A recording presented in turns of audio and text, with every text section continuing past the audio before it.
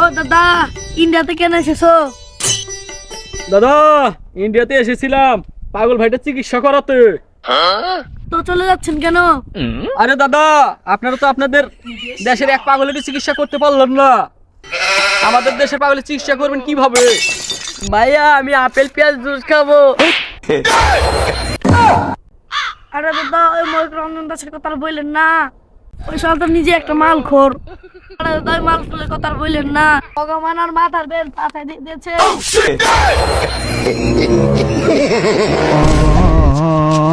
আরে দাদা, মনে কষ্ট নিয়েন না, কলকাতাতে বহু ভালো ভালো ডাক্তার রয়েছে, আপনারা চিকিৎসা না করালে আমরা তো না খেয়ে মারা যাবো।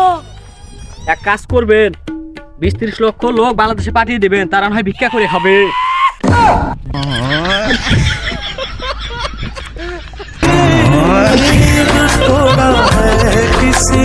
मैं गाली नहीं दे सकता फैमिली